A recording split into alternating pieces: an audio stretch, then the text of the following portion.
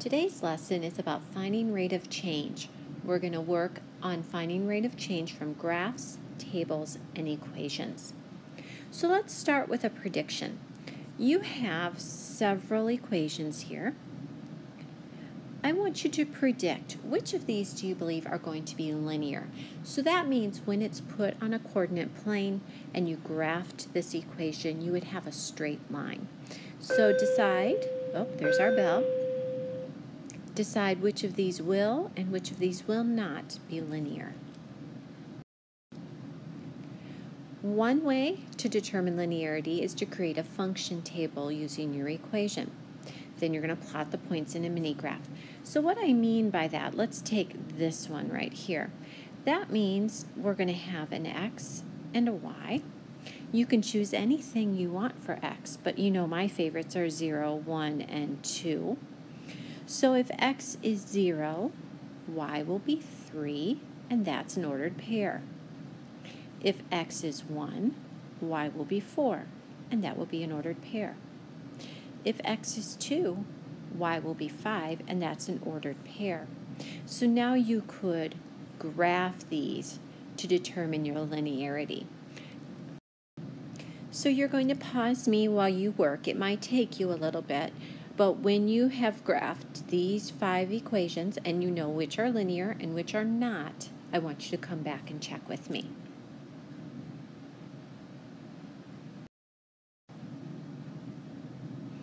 All right, so here is my graph of x equals 6. So we've talked about these kinds of equations.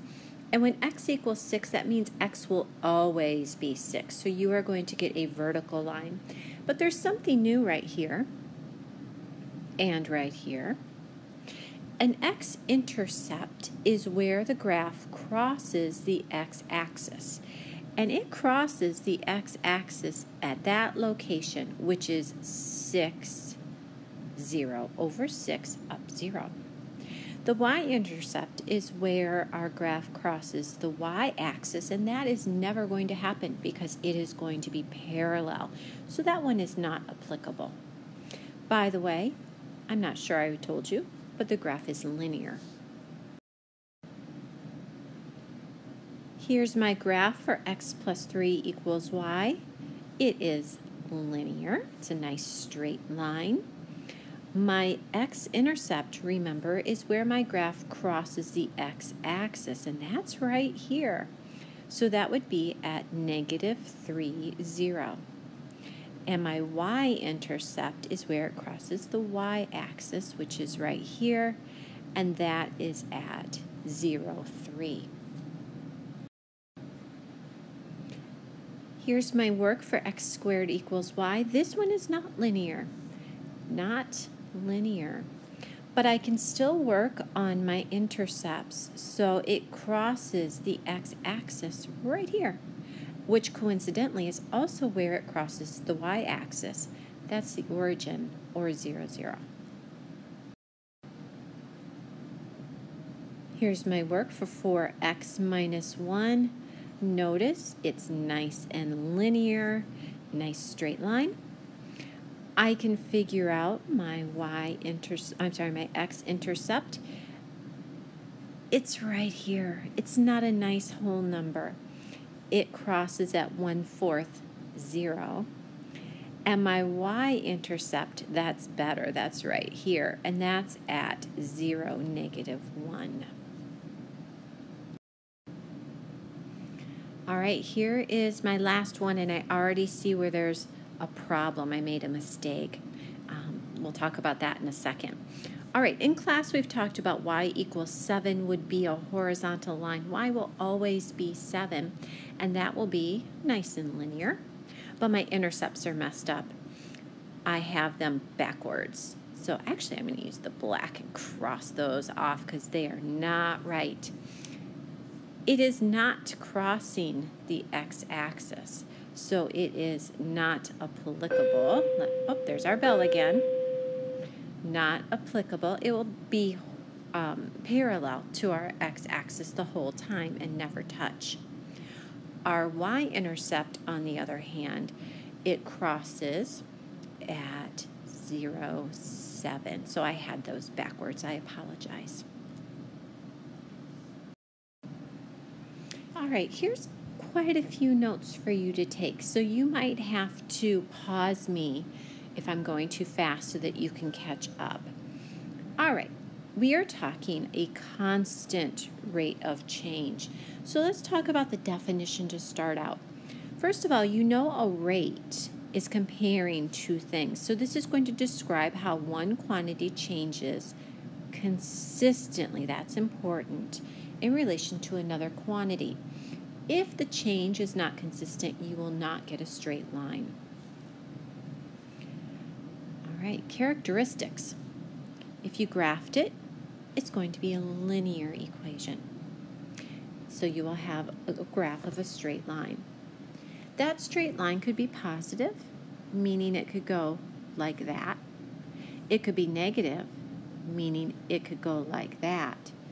Or it could be 0, meaning it goes like this. There's one more called undefined that we'll talk about in a little bit.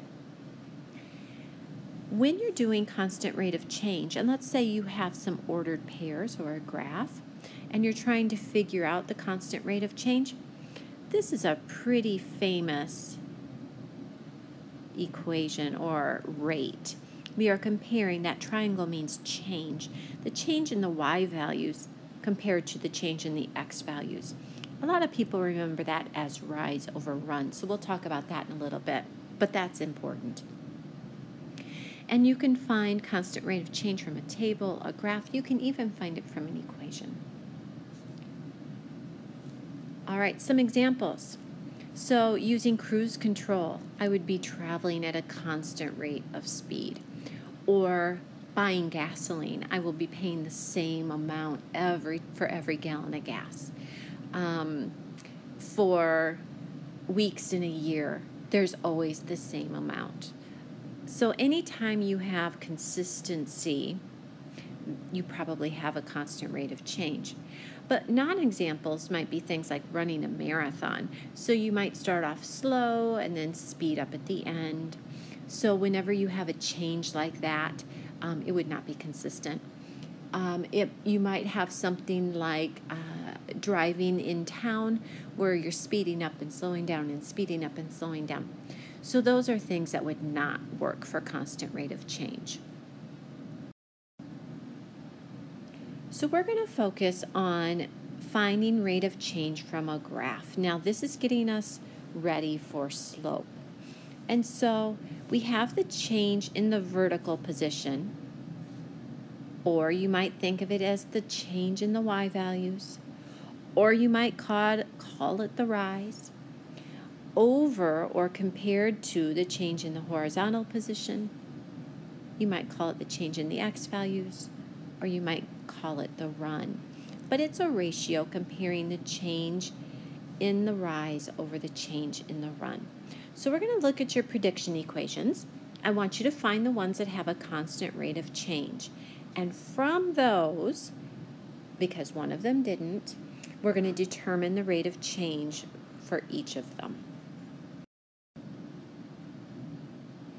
Okay, so my x equals 6, that was a linear equation.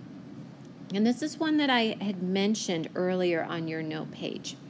So what you're seeing here is that we want the rise over the run. So it looks like if I hop up, if I pick any spot and I go up, it's going up 1 every time. 1 every time. So my numerator is 1. But here's the problem. It's not moving left or right. Its denominator is 0. And we can't divide by 0. That's undefined. So that's why when you have a vertical graph, your slope is undefined, or your rate of change is undefined, because although you're going up, you're not moving over. So let's look at this next one. This one's a little bit easier for us to see what I'm talking about. So I'm going to pick any dots that I want on this graph, and I'm going to move up and over. Up 1, over 1. Up 1, over 1. Up 1, over 1.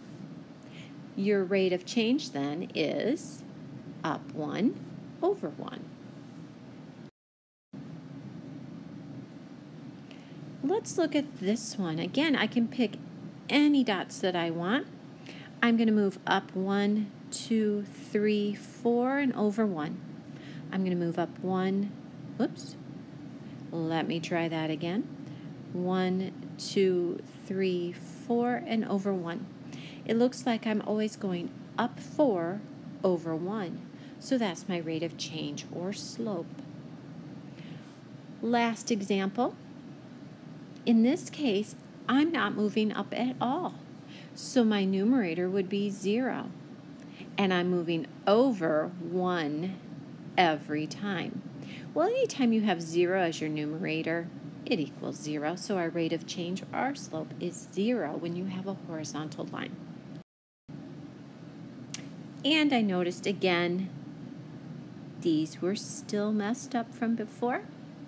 My x-intercept is not applicable. It's parallel to the x-axis. My y-intercept is 0, 7. All right, so we've covered how to find rate of change from a graph. So let's talk about rate of change from a table. Now keep in mind, this is your y change and this is your x change. X change.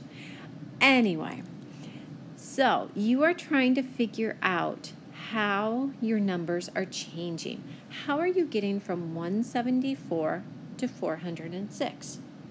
How are you getting from 406 to 638? Well, I believe you might be adding 232 each time to get the next number. So it looks like my change in y will be 232 each time. And my change in x, to get from 3 to 7, I had to add 4. And to get from 7 to 11, I also had to add 4. So it looks like my change in x will be 4. So I am comparing 232 to 4. Now, we always want to go in simplest form. So this is going to be 58 to 1. And if I want to be even more specific, it's 58 miles. I'm getting my labels in there. There's my Y label. To 1, let's see, week, maybe? My D got me messed up. I thought maybe it was going to be days, but I think it's just distance in a week. So 58 miles in a week. Okay, we're still working with a table on this one. We have Natalia is selling cookies. The table below shows the relationship between the hours spent selling and the number of cookies that remain.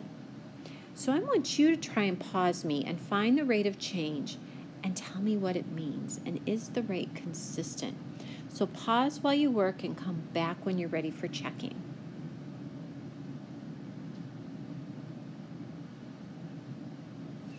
Okay, so we want the change in y first. And this one, we were at minus 60. Ooh, but that one's minus 40. We're going to see what to do about that. And then we have the change in x. That one is 3. 0 plus 3 is 3. But this one, 3 plus 2 is 5. That doesn't seem consistent to me. So let's see about this. The first one, we had a change of negative 60 over 3. Negative 60 over 3. And if I put that in simplest form, I'd have negative 20 over 1. My second one, I had a change of negative 40 over 2. And if I put that in simplest form, oh, good deal. All right, it didn't appear to be consistent until I did a little extra math, and now it's consistent. We are changing by negative 20 over 1. Negative 20 what? Well, negative 20 cookies. So she's selling 20 cookies. They're coming out of her inventory for every 1 hour. So here's my answer. One thing we can do when we have tables and graphs and we're talking rate of change is we're able to compare rates of change between two things. And so I have this graph ready for you. We have incomes. I'm going to remember my title. The year is independent. The money is dependent. And I want you to go ahead and graph both of these families on one graph. You're going to pause me and you're going to come back when you're ready for checking. Okay, so mine's a little messy. It's really hard using my marker in this little tiny grid, but you kind of get the idea. So the Millers are in blue, so I have blue Millers, and the Kings are in red. And so we can say a couple things about both of them. They both have a constant rate of change. The Millers are changing at $1,000 every year, and the Kings are changing at $2,000 every year. So we have a couple of things we can write down. They both have a constant rate of change. Both have a positive rate of change. It's just that the Kings are changing at a higher rate. Notice that their angle is a little bit more steep. So we have the Kings have a greater rate of change.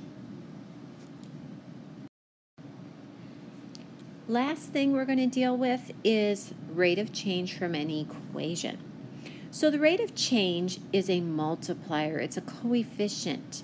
For example, here's a really famous equation for a line.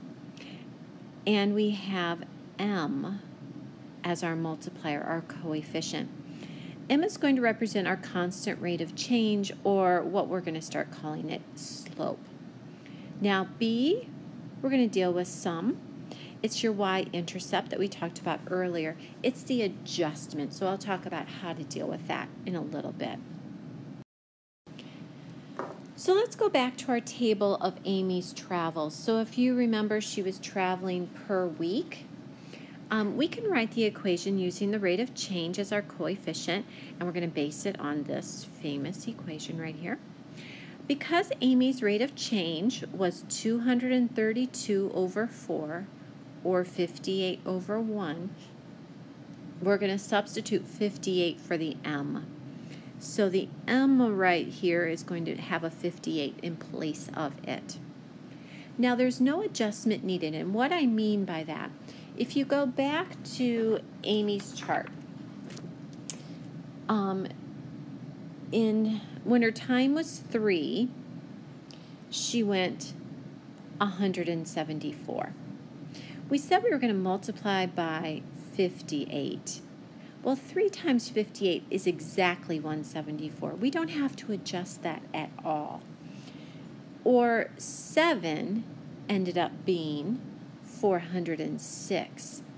Well, 7 times 58 is already 406, so there's no adjustment needed. And for 11, it ended up being 638. Well, 11 times 58 is already 638, so there is no adjustment needed, which means that this B is a 0. So here is the equation for that line.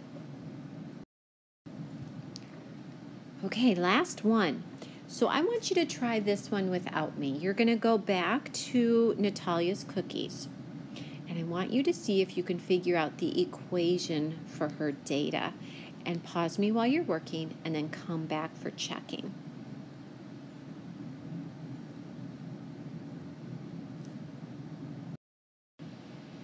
Okay, so we're going to use y equals mx plus b. If you remember, her rate of change was negative 20 over 1. So I have negative 20 over 1, and I'm just going to skip the 1 in the denominator, times x. Well, we have to have some adjustment here. So if I was looking at her table, we went from 0 to 100. If x is 0, and I said I was going to multiply by negative 20, I will not end up at 100. 0 times negative 20 is 0. I would have to add 100 to get to my ending spot. So let's look at more data and see if that continues. She had, let me check, I'm looking for my table. Okay, she had in 3 hours 40.